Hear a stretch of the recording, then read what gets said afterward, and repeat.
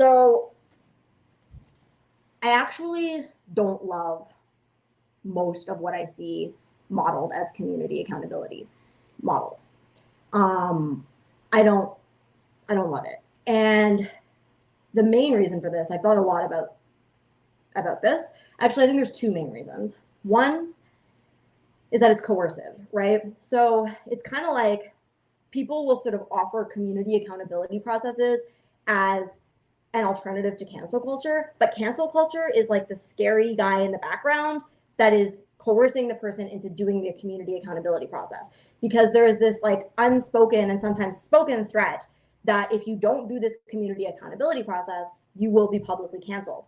And you see this all the time where people say, I had to go the cancel culture route because the person refused to be accountable. They refused to do the thing that we had set forward, right? And it's many people. It's a common refrain, but it's like, what I keep going back to is, if saying no to something is not an option, it is not a consensual thing, right? So when you tell someone that they need to be accountable, meaning they need to take part in these various actions that you have set forth and that you have defined, and that they need to do it on your timeline, and that if they say no, they will be publicly humiliated, punished, lose their potentially their income, their community, all of these things, that is incredibly coercive. And it is not a consensual process at all, right? And most kind of like models of community accountability are still existing because we still have cancel culture and it's existing within this context.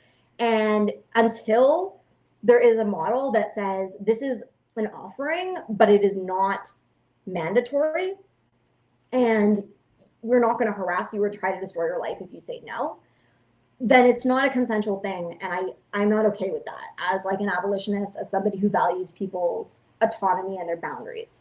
So there's that. The other piece is that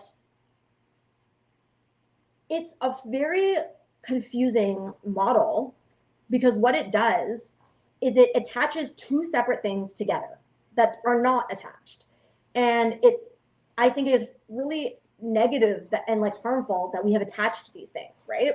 One, and for this example, I'm going to be using an example of abuse because that's what I'm talking about. And often these kinds of things get attached to all sorts of things that are not even about abuse. But let's just say, for simplicity, that we're talking about a situation where somebody was abusive. They did something violent, whatever.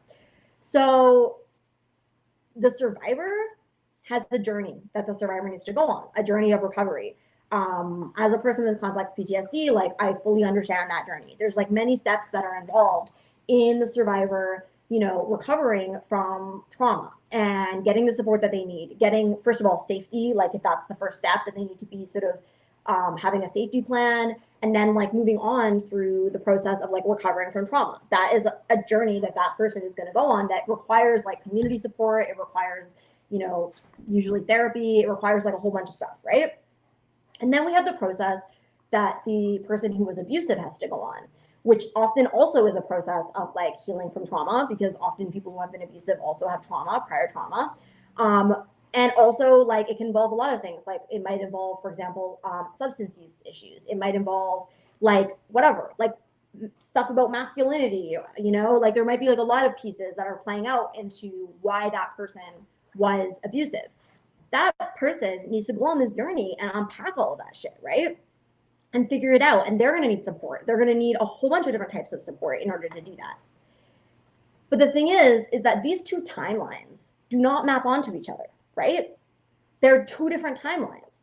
And so, for example, the survivor might be at a place where like they're ready right now to like get into therapy, to start doing that. And maybe the process of them getting from like this horrible place of trauma where they're at right now into like relatively recovered could be like a year, 2 years. Maybe the person who abused them is, I don't know, addicted to meth, or like has this whole other thing and they're not even close to ready. Their journey to getting to a place where they're ready to be responsible might be 10 years. That could happen. And the fact is, the true fact of reality is, we can't make it go faster. And like people, there's things we could do that might encourage the potential that it could go faster, but there isn't actually something that we could do that could ensure that it goes faster.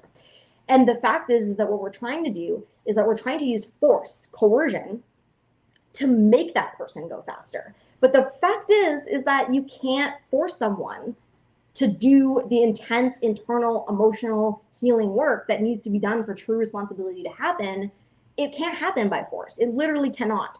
And so all you're going to get, even if they do it, is it's going to be just this surface level thing that they're only doing out of fear, right? So it's not going to get the results that you want. It's not going to transform the person. And then on the other hand, for the survivor, you've falsely created a narrative that the survivor's recovery is dependent on the person who is abusive being responsible, which is a disempowering narrative. My parents have not been responsible. They have not actually ever given me that, and I wish they would, and they haven't. Does that mean that I have to stay stuck in my trauma and never move on? No, it doesn't. It would be great. It would be like a hugely healing and empowering thing if my parents were able to get to a place of taking responsibility. But I can't hold my breath, and I can't wait and like put my life on hold and my recovery on hold in order for that to happen, right?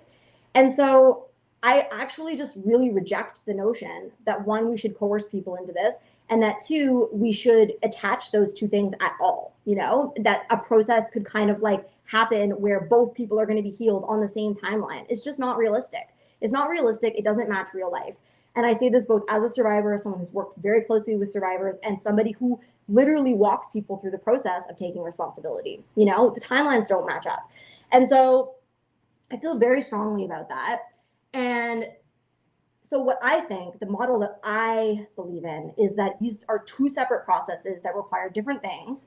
And I have lots to say about how to support survivors and how to help survivors get onto that journey. A huge part of my work is like teaching people the skills to recover from trauma, getting people hooked up with like nervous system stuff, attachment theory stuff, figuring out how to heal from complex trauma stuff. And then on the other hand, like responsibility stuff, the model that I prefer is the 12 steps. And I don't think that people have to literally be in a 12-step program, but I think that the sort of components that are involved in the 12-step model, which includes a huge amount of support, unconditional support, and then a process through which this person can, like with love and without shame, look at their behavior in a supported container, and then, and like the steps go in order for a reason, right? What people call like the accountability like thing, that would be step 9. Step 9. And people are like calling someone out and expecting them to just be at step 9. And I'm like, they're not at step 9. Yeah. They're literally not even at step 1 yet.